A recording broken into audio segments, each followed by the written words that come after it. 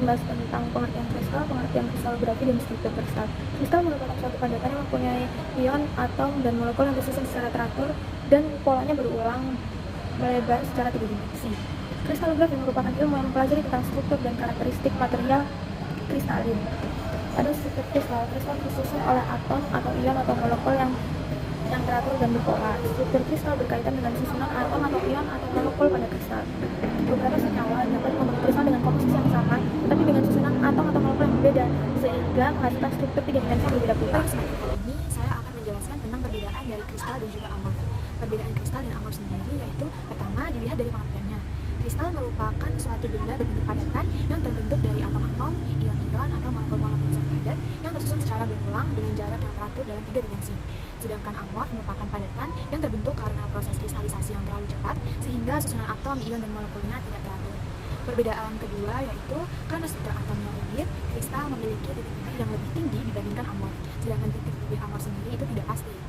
Yang ketiga, karena struktur atomnya rigid juga, kristal memiliki struktur yang lebih keras dibandingkan struktur yang ada pada amorf. Lalu saya akan menjelaskan mengenai struktur kristal. Yang pertama ada morfologi kristal.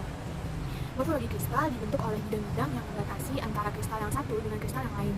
Dalam pertumbuhan mineral, morfologi kristal dapat menentukan bentuk suatu kristal dan dapat menjelaskan apakah mineral tersebut dapat tumbuh secara sempurna ataukah tidak. Yang kedua ada titik isi. Titik isi adalah suatu titik berulang dalam kristal dengan kenampakan sekitar yang identik satu sama lain dan jarak antar titiknya konstan atau tetap satu sama lain. Lalu yang ketiga ada sel unit. Sel unit merupakan bentukan 2 dimensi yang didapatkan dari titik isi yang dihubungkan oleh garis lurus yang kemudian membentuk ruang 3 dimensi. Ukuran dan bentuk satu sel unit dinyatakan dalam bentuk vektor, yaitu sumbu A, B, dan juga sumbu C. Sudut antara sumbu B dan C adalah alfa, sudut antara sumbu A dan C adalah beta, sedangkan sudut antara sumbu A dan B adalah gamma. Sini saya akan menjelaskan tentang polimorf dan isomorf. Yang pertama adalah polimorf. Polimorf itu komposisi kimianya sama, pola berbeda sehingga membentuk kristal berbeda juga. Polimorf terbentuk karena perbedaan lingkungan pembentukan kristal. Contohnya seperti perbedaan temperatur, tekanan, pengatur material, pembentuk, dan lain-lain. Contohnya itu ada intan dan grafit. Dan yang kedua adalah isomorf. Isomorf itu sistem dan bentuk kristal sama, komposisi kimianya berbeda. Contohnya itu ada fluorstearit dengan rumus kimia Mg2SiO4 dan violet Fe2SiO4. Isomorf terbentuk karena adanya substitusi kation yang memiliki sifat sama. Contohnya itu ada Mg2+ diganti oleh Fe2+, dan Ca2+ diganti oleh Mg2+. Unsur simetri kristal ada 4, yaitu 1. Pusat simetri. Suatu kristal dikatakan memiliki pusat jika garis yang ditarik dari setiap titik pada permukaan kristal selalu melewati pusat kristal dan menghasilkan titik-titik yang berlawanan arah dengan jarak yang sama dari pusat kristal. Yang kedua, sumbu simetri. Sumbu simetri merupakan garis imajiner di mana hablur dapat berotasi serta menunjukkan berapa banyak hablur tersebut dapat memperlihatkan kenampakan bidang hablur yang sama dan sebangun serta benar-benar repeat.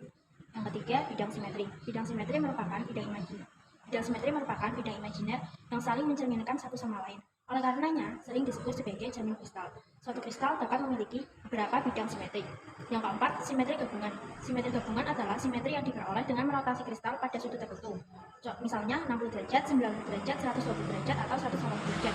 Kemudian mencerminkannya terhadap suatu bidang simetri. Lalu yang kedua, saya akan menjelaskan tentang simbol Hermann-Mauguin. Simbol Hermann-Mauguin ini paling umum digunakan dalam pembacaan unsur simetri kristal. Yang pertama itu ada simbol rotasi yang disimbolkan oleh angka, bisa 1, 2, 3, 4, 5, 6. Kita ambil contoh misalnya suatu kristal hanya memiliki sumbu lipat 3, maka dituliskan n itu 3. Lalu yang kedua ada sumbu rotoinversi. Rotoinversi di sini maksudnya adalah sumbu rotasi yang memiliki pusat simetri. Disimbolkan dengan n juga 1, 2, 3, 4. Misal suatu kristal memiliki sumbu lipat 3 yang pusat simetri, maka simbolnya atau dituliskan dengan angka 3. Lalu yang ketiga ada bidang simetri atau cermin, disimbolkan dengan n. Jika sumbu rotasi n yang tadi saya sebutkan dan bidang simetri n memiliki arah yang sama, maka dituliskan dengan cara yaitu n per n. Sekian penjelasan dari saya, mohon maaf jika banyak kekurangan dalam video ini. Saya ucapkan terima kasih. Jadi sistem kristal yang pertama adalah sistem isometrik. Sistem ini dicirikan dengan 3 sumbu sama panjang dan semuanya saling tegak lurus satu sama lain.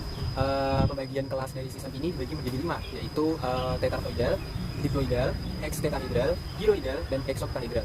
Jadi untuk paket yang saya bawa ini merupakan kelas hextetahedral. Ya.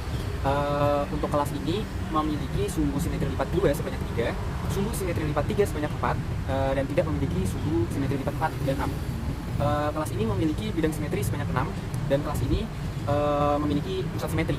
Jadi untuk notasi Hermann Mauguin dari kelas hexagonal ini adalah 43M. Untuk contoh mineral dari sistem isometrik ini sendiri ada magnetit, ada halit, ada pirit, ada galena, dan intan. Untuk mineral pirit ini memiliki warna kuning kehitaman, bentuk dan perawakan kubik, belahan tidak jelas, pecahan uneven, untuk sifat dalam detail, kilat metalik, cerat hitam, transparansi opak, berat jenis 4,95 sampai 5,1 dan kekerasannya 6 sampai 6,5. Untuk selanjutnya, sistem kristal yang kedua adalah sistem tetragonal. Sistem tetragonal ini memiliki dua sumbu sama panjang dengan satu sumbu lebih panjang atau bisa lebih pendek. Ketiga sumbunya ini saling tegak lurus ya. Sistem tetragonal ini dibagi menjadi 7 kelas, di mana yaitu disphenoidal, ada piramidal, dipiramidal, scalohedral, ditetragonal piramidal, trapezohedral, ditetragonal dipiramidal. Jadi untuk paket yang saya bawa ini merupakan bentuk kelas piramidal. Kelas ini hanya memiliki sumbu simetri 4 sebanyak 1. Kemudian kelas ini tidak memiliki bidang cermin dan tidak memiliki pusat simetri. Kemudian untuk penamaan notasi Hermann Mauguin dari kelas piramidal ini adalah 4. Untuk contoh mineral sistem tetragonal ini ada rutil, ada zirkon, ada kalkopirit, ada pirolusit. Untuk contoh mineral pirolusit ini sendiri memiliki warna hitam keaguan, bentuknya granular, belahan sempurna. Untuk pecahan uneven, sifat dalam detail, kilap metalik, cerat hitam keaguan, transparansi opak, berat jenis 4,4 sampai 5,06 dan kekerasan 6 sampai 6,5. Sistem heksagonal. Pada sistem heksagonal memiliki 4 sumbu yang dimana 3 sumbunya berada pada bidang horizontal dan membentuk sudut 130 derajat. Dan satu sumbu lainnya berada pada bidang vertikal dan membentuk sudut 90 derajat dengan ketiga sumbu lainnya. Pada sistem ini memiliki beberapa kelas seperti trigonal dipiramidal, ditrigonal dipiramidal, diheksagonal piramidal, trapezohedral, diheksagonal dipiramidal. Untuk kelas ini memiliki kelas dipiramidal, yang dimana kelas piramidal memiliki sumbu simetri 6 kali sebanyak 1 dan tidak memiliki sumbu simetri 2 kali, kali, dan 4 kali. Untuk bidang cerminnya memiliki satu bidang cermin dan memiliki pusat simetri. Untuk penulisan Hermann Mauguinnya dituliskan dengan 6 m. Contoh dari sistem ini yaitu kuarsa. Kuarsa memiliki warna putih, bentuknya yaitu prismatik. Lalu belahannya yaitu tidak jelas dan pecahannya yaitu bentuk konvoidal. Kekerasan dari kuarsa sendiri yaitu 5 skala Mohs dengan kilat kaca. Catnya berwarna putih. Sistem kristal monokrin dicirikan 3 sumbu yang tidak sama panjang dengan 2 sumbu saling tegak lurus dan 1 sumbu yang tidak tegak lurus terhadap sumbu lainnya. Pada maket ini termasuk ke dalam kelas dogmatik, di mana untuk contoh mineralnya adalah ortoklas dan sifat-sifat mineralnya memiliki kilat kaca, memiliki warna yang tidak berwarna sampai putih, ketembusan cahayanya transparan dan translucent, kekerasannya 6 skala Mohs, ceratnya berwarna putih, belahannya sempurna dan baik, pecahannya uneven dan konvoidal, berat jenisnya 2,55 sampai 2,63 dan sifat dalamnya rapuh. Sistem kristal triklin dicirikan oleh 3 sumbu yang tidak sama panjang dan tidak ada yang berpotongan secara tegak lurus. Pada maket ini termasuk ke dalam kelas medial, di mana untuk contoh mineralnya adalah kyanit dan sifat fisik mineralnya memiliki kilap kaca, memiliki warna biru, putih, dan hijau, ketembusan cahayanya transparan dan translucent. Untuk kekerasannya 5,5 sampai 7 skala Mohs, ceratnya itu tidak berwarna, belahannya sempurna dan baik, pecahannya splintery, berat jenisnya 3,53 sampai 3,67 dan sifat dalamnya rapuh. Selanjutnya sistem ortoromik. Sistem ortoromik itu mempunyai 3 sumbu yang tidak sama panjang. Oke, dan semua itu tegak lurus satu sama lain.